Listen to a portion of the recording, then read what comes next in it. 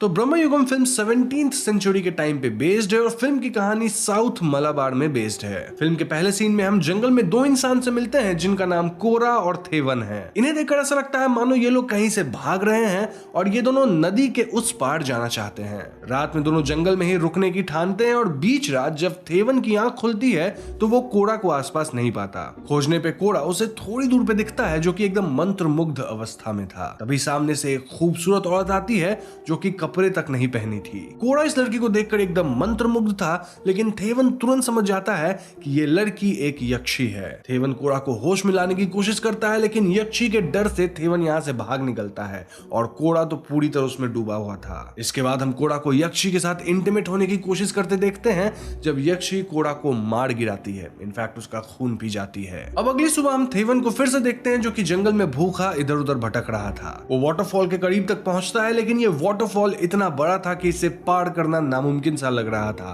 भटकते हुए थेवन एक बड़े से मैंशन तक पहुंचता है जो कि काफी पुराना दिख रहा था। वो मैंशन के अंदर रखा नारियल खाने लगता है जब मैंशन के अंदर रह रहा एक आदमी उसे टोकता है। तभी मैंशन का ओनर भी यहाँ बाहर आता है और वो थेवन से बात करने लगता है। यहाँ हम समझ पाते हैं कि मैंशन के ओनर का नाम कोडुमन पोट्टी था और दूसरा आदमी उसका कुक था। थेवन कहता है कि वो काफी भूखा था इसलिए अंदर भोजन की तलाश में आ गया। पेशे से थेवन एक पानन था, बेसिकली वो लोग जो पुराने जमाने में राजा लोग के लिए दरबार में गाना वगैरह गाया करते थे। पोट्टी थेवन को एक गाना सुनाने कहता है और थेवन गाना गाने लगता है। अब पोट्टी को थेवन की ये गीत बहुत पसंद आती है, इसलिए पोट्टी उसे यहीं रहने की इजाजत दे देता है। इनफैक्ट वो थेवन को खाना भी ऑफर करता है। अब यहाँ पे मैं आपको ये बता दूं कि फिल्म के इस सीन में कास्टिज्म पे बहुत फोकस करा गया है। आई मीन पोट्टी को एज ब्राह्मण दिखाया गया है, वहीं थेवन एक गाने वाला है जिसे नीच जाति का बताया गया है। डायरेक्टर ने क्लियरली पॉइंट आउट किया है कि कैसे थेवन और यहाँ का कुक अपने आप को निचली जाति का मानते हैं और पोट्टी ऑटोमेटिकली थेवन का काइंड ऑफ मास्टर हो गया है। ये बातें फिल्म में होने वाले कॉन्वर्सेशन से हम समझ पाते हैं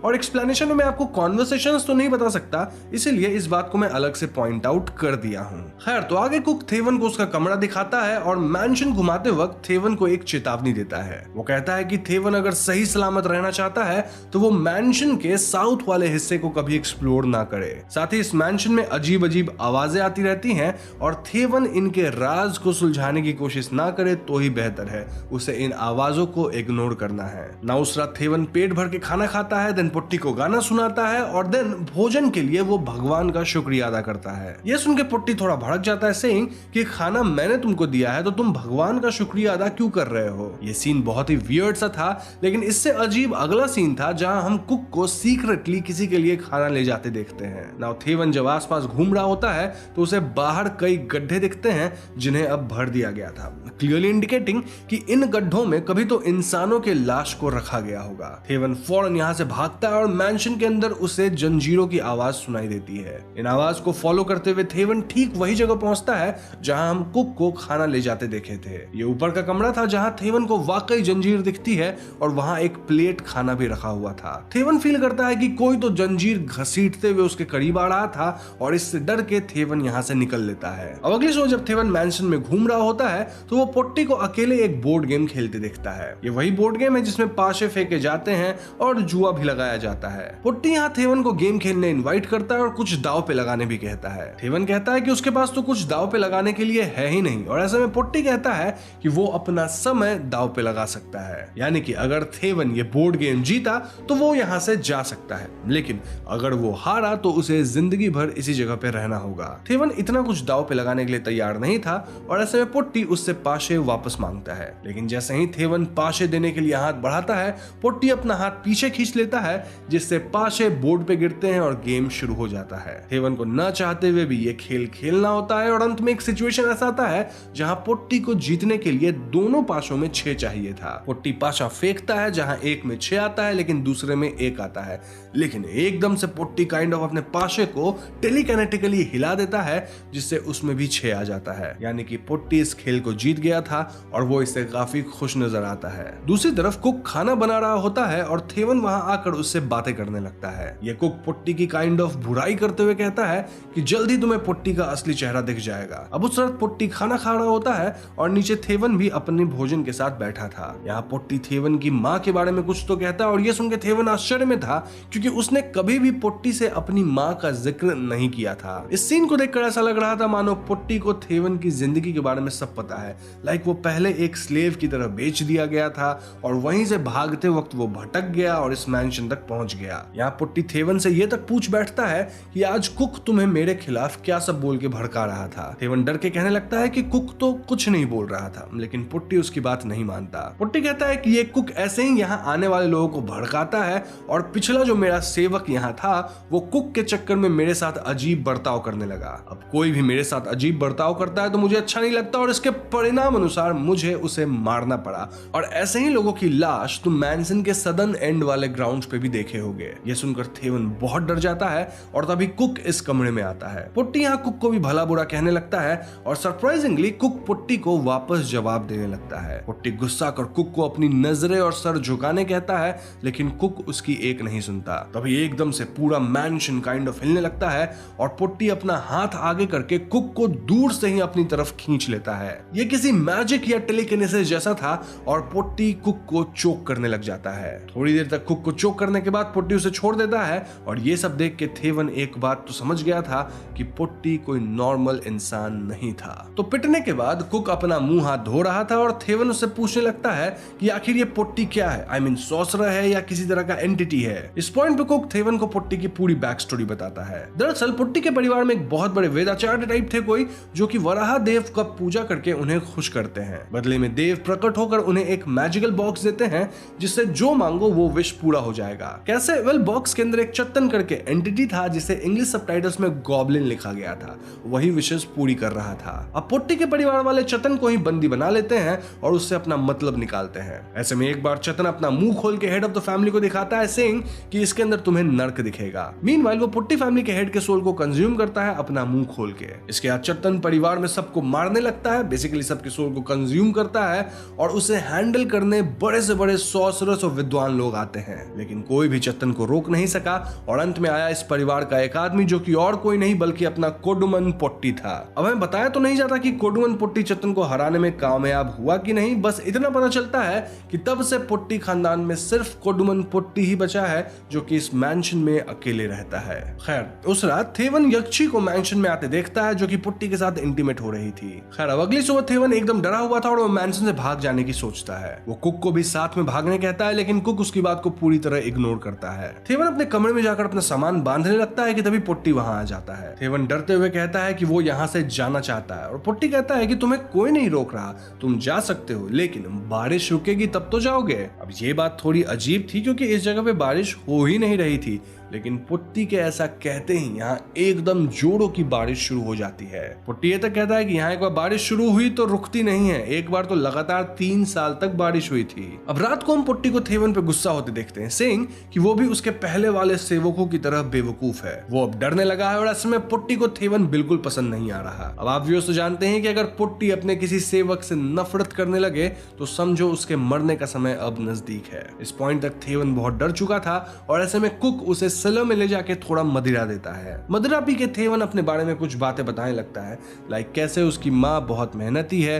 वो उसका इंतजार कर रही होगी, उसका घर एक नदी किनारे है और उसकी माँ मेहनत करके उसके लिए कान की बाली लाई थी जिसे वो पहना रहता है। खैर, इन बातों के बाद जब थेवन सोने जाता है तो उस रात उसे एक डरावना सपना आता है जहां वो अपने कमरे में एक एंटिटी को देखता है। अब अगली सुबह बारिश हो रही थी और थेवन देखता है कि कुक वापस एक गड्ढा खोद रहा था, ठीक उसी जगह जहां पिछले सेवकों के लाश को दफनाया गया था। ये देखकर थेवन सोचता है कि अगली बारी उसकी है और इसीलिए वो बारिश में ही यहाँ से भागता है। अब जैसे ही थेवन मैंशन के द्वार से बाहर निकलता है उसे खून की उल्टियां होने लगती है, जिस वजह से उसे वापस मैंशन आना पड़ता है। अंदर पुट्टी उसका इंतजार कर रहा था और पुट्टी कहने लगता है कि तुम मुझे बिना बताए ही भाग रहे थे, जाना था तो मुझसे इजाजत मांग के जाते, चलो अब एकदम नतमस्तक होकर यहाँ से जाने की इजाजत मुझसे मांगो। थेवन यहाँ पुट्टी के पैर पकड़ के उससे यहाँ से बाहर जाने की गुहार करता है, लेकिन पुट्टी हंसते हुए कहता है कि मैं तुम्हारे अनुरोध को नकारता हूँ। इस सीन को देखकर हम व्यूअर्स क्लियरली समझ पाते हैं कि यहाँ से इंसानों का निकल पाना नामुमकिन है,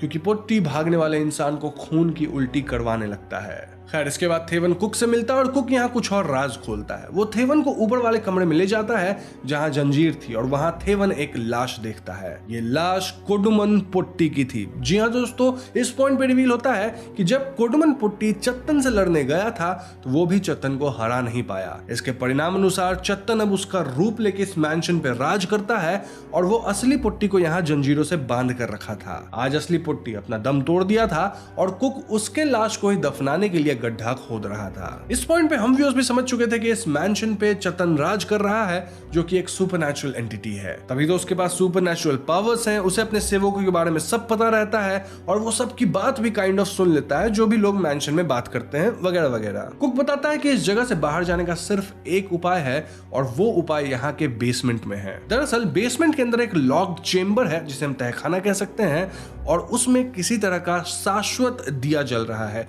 यानी कि ऐसा दिया जो कि कभी बुझा ही नहीं है। तो अगर उस दिए को बुझा दिया गया तो पोट्टी यानी चत्तन कमजोर हो जाएगा और हम यहाँ से बाहर निकल पाएंगे। दिक्कत बस ये थी कि वो चेंबर लॉक्ड है और उसकी चाबी कहाँ है ये पोट्टी के अलावा किसी को मालूम नहीं। इनफैक्ट पोट्टी तो इस चेंबर के ऊपर ही मंडराता रहता है, उसकी रक्षा करता है। मोreover कुछ टाइम बाद इस चाबी को हासिल करना भी इम्पॉसिबल होगा क्योंकि इस जगह का प्रभाव ऐसा है कि लोग यहाँ अपनी पुरानी लाइफ भूल जाते हैं। इस बात को प्रूव करने के लिए कुक थेवन से पूछता है कि तुम्हें क्या लगता है, तुम कब से यहाँ हो? थेवन कहता है कि मैं कुछ ही दिन पहले यहाँ आया था और ऐसे में कुक पूछता है कि तुम कुछ दिन पहले यहाँ आए थे या फिर कुछ महीनों पहले यहाँ आए थे। जी हाँ दोस्तों, थेवन को यहाँ रहते हुए महीनों हो गए थे लेकिन उसे इस बात का एहसास तक नहीं हुआ था। यहाँ कुक थेवन से पूछता है कि क्या तुम्हें अपना नाम तक याद है? एंड टू अ सरप्राइज थेवन अपना ही नाम भूल चुका था। इनफैक्ट उसे अपनी माँ तक का नाम याद नहीं था। इन चीजों को देख थेवन डिसाइड्स कि वो किसी तरह उस चेंबर की चाबी को हासिल करके रहेगा। थेवन सीधा पोट्टी के पास जाता है और उसे कहता है कि आप मेरे साथ एक बार बोर्ड गेम खेलो। पोट्टी कहता है कि अब तुम्हारे पास लगाने के लिए बचा ही क्या है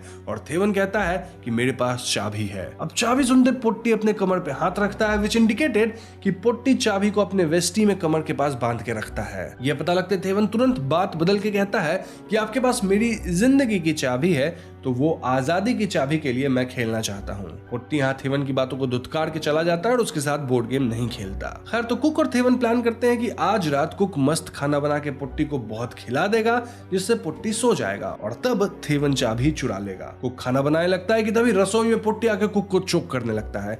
एक सेकंड के लिए हम व्यूअर्स को ऐसा लगता है मानो पोट्टी को इनका प्लान पता चल गया है, लेकिन ऐसा शायद नहीं था या फिर शायद था, आगे बताऊंगा। बट इस पॉइंट पे पोट्टी तो कुक को सिर्फ इसलिए सजा दे रहा था क्योंकि कुक कुछ दिनों पहले थेवन को मदिरा पिला दिया था जो कि सिर्फ पोट्टी का है, बाकी किसी का नहीं। कुक फौरन पोट्टी से माफी मांगता है और पोट्टी उसे वार्न करके यहाँ से चला जाता है। तो उस रात प्लान के मुताबिक सब कुछ होता है जहाँ पोट्टी खा पी के मस्त सो जाता है। थेवन एक चाकू लेकर पोट्टी के पास जाता है और उसके कमर के पास चाबी ढूंढने लगता है, बट सरप्राइजिंगली थेवन को चाबी नहीं मिल रही थी। तभी एकदम से पोट्टी उठता है और थेवन पे हमला कर देता है। पोट्टी यहाँ अपना मुंह खोल के थेवन को उसके अंदर देखने कहता है ताकि वो थेवन की आत्मा खींच सके, लेकिन तभी वो एकदम से रुक जाता है। अब यहाँ आता है कहानी में ट्विस्ट जहां हमें पता चलता है कि कुक अपना ही एक अलग प्लान अपने मन में ही बना के रखा था जिसके बारे में ना तो थेवन को पता था ना ही पोट्टी को। दरअसल जब पोट्टी कुक पे रसोई में हमला किया था तभी कुक चुपके से उसके पास से चाबी चुरा लिया था। इस पॉइंट तक तो कुक बेसमेंट में जाके उस चेंबर यानी तहखाने को खोल के वहां के दिया को बुझा दिया था, जिस वजह से एकदम से पोट्टी रुक गया। पोट्टी यहाँ से चला जाता है और थेवन कुक से मिलके उस पर भड़कने लगता है कि तुम तो मुझे भी धोखा दे दिए, कुछ अलग ही प्लान कर दिए। कुक का कहना था कि उसका ऐसा करना जरूरी था। मोरोवर अभी खेल खत्म नहीं हुआ है क्योंकि हमें उस चत्तन को मैजिकल बॉक्स में कैद करना है जिसमें से वो पहली बार निकला था। तभी हम इस मैंशन से बाहर निकल सकते हैं और यही मौका है क्योंकि चत्तन अभी कमजोर है। ऐसे में ये दोनों मैजिकल बॉक्स लेके चत्तन को ढूंढने उसी चेंबर में जाते हैं और चत्तन इनके सामने आता है। चत्तन इन्हें मैनिपुलेट करने लगता है लेकिन कुक बहुत तेज था और वो चत्तन की बातों में बिल्कुल नहीं आता। इनफैक्ट कुक थेवन को भी वार्निंग दे दिया था कि चत्तन के चाल में कभी मत फंसना। अब इस पॉइंट पे एक और बात रिवील होती है। दरअसल ये कुक कोडुमन पोट्टी का बेटा था। जी हाँ दोस्तों, पोट्टी का किसी निचली जाति की औरत के साथ अफेयर था और उसी से ये कुक पैदा हुआ था। तो भले कुक निचली जाति का है लेकिन उसके अंदर पोट्टी खानदान का खून दौड़ रहा था। यहाँ कुक कहता है कि कोई भी इंसान ब्राह्मण जन्म से नहीं होता, कर्म से भी होता है। इसके बाद थेवन और कुक मिलकर नकली पोट्टी यानी चत्तन पे हमला बोल देते हैं। चत्तन अब भी इन पे अकेले भारी पड़ रहा था और लड़ाई के दौरान कुक को थेवन अलग भी हो जाते हैं। हम पूरे मैंशन के कॉरिडोर को घूमता और सिकुड़ता देखते हैं जिसमें कुक और थेवन लुढ़क रहे थे और फंस गए थे। स्टिल थेवन खुद को आजाद करता है और कुक भी संभल के चत्तन पे हमला करता है। पुट्टी यानी चत्तन यहाँ कुक को अपना बेटा बोल के बेवकूफ बनाने की कोशिश करता है, लेकिन कुक उसकी एक नहीं सुनता। एक पॉइंट पे ये दोनों मिलकर चत्तन को ओवरपावर करते हैं, उसे स्टैब वगैरह करते हैं और कुक उसके हाथ से एक अंगूठी निकाल लेता है। इसके बाद वो पुट्टी के शरीर को आग लगा देता है और ये आग फैल के मैंशन में भी काइंड ऑफ लगने लग जाती है। आग से पुट्टी पूरी तरह जल जाता है और फाइनली हम उसके शरीर से चत्तन को बाहर निकलते देखते हैं। यानी कि दोस्तों हमें चत्तन का असली रूप देखने को पहली बार मिला। चत्तन काफी डरा हुआ था और छुप रहा था और कुक अब अंगूठी पहन के चत्तन का मास्टर बनने का प्लान कर रहा था। थेवन कुक को यह कह के रोकता है कि अगर तुम मास्टर बने तो फिर वही साइकिल रिपीट होगा जहां तुम्हें पावर मिलेगी और तुम कमजोर को प्रताड़ित करोगे। इन द एंड हमेशा कमजोर लोग ही प्रताड़ित होते हैं और इसीलिए तुम इस अंगूठी को मत पहनो। लेकिन दोस्तों कुक थेवन की एक सुनने के लिए तैयार नहीं था। ऐसे में थेवन और कुक में लड़ाई छिड़ जाती है जहां ये दोनों एक दूसरे को बहुत चोटिल करते हैं और चत्तन चुपचाप इनका खेल देख रहा था। अब तक मैंशन में आग फैल चुका था जिसके कारण ये पुराना मैंशन पूरी तरह से गिर जाता है, मतलब टूट जाता है। इसके बाद हमें अगली सुबह का सीन दिखाया जाता है जहां थेवन इस मैंशन से बाहर निकल रहा था। इस बार वो बिना खून की उल्टी किए यानी कि आसानी से बाहर आ पाता है और थोड़ी दूर जाने के बाद अचानक से कुक उस पर हमला कर देता है। ऐसा इसलिए क्योंकि थेवन के पास अंगूठी थी और कुक को वो अंगूठी वापस चाहिए थी। इस हाथापाई में कुक नोटिस करता है कि थेवन के कान की जो ईयर रिंग थी वो नहीं थी और थेवन थोड़ा अजीब भी बिहेव कर रहा था। ये देखते कुक रियलाइज करता है कि ये तो थेवन है ही नहीं। जी हाँ दोस्तों, यहाँ हम व्यूअर्स को मैंशन का सीन दिखाया जाता है जहां असली थेवन तो मैंशन के टूटने से उसमें दब के मारा गया था। चत्तन अब थेवन का रूप ले चुका था और उसके पास अंगूठी भी थी। ये देखते कुक वहां से भागता है और नदी किनारे वो चिल्लाने लगता है। तभी कोई तो कुक को गोली चला के मार देता है और हम ये समझ पाते हैं कि ये काम पोर्तुगीज सोल्जर का था जो कि उस एरिया के आसपास घूम रहे थे। यहाँ नोट करने वाली एक और बात है कि चत्तन मूवी में काफी पहले कुक से कहा था कि तुम्हारी मौत बिजली गिरने से होगी और कुक के लिए गोली बिजली गिरने जैसा था। यानी चत्तन की बात काइंड ऑफ सही हुई। खैर इसके बाद हम थेवन को देखते हैं जो कि अभी असल में चत्तन है और वो अपना हाथ मुंह पानी में धोता है। पानी में से पुट्टी की रिफ्लेक्शन दिखती है डिपिक्टिंग कि वो भी अब पुट्टी जैसा हो गया है। यानी नॉट ओरिजिनल पुट्टी बट चत्तन वाला, क्योंकि चत्तन अब थेवन के रूप में है। थेवन यहाँ वो अंगूठी पहन लेता है यानी कि उसका उस पर कंट्रोल है और फिल्म यहीं पे खत्म हो जाती है।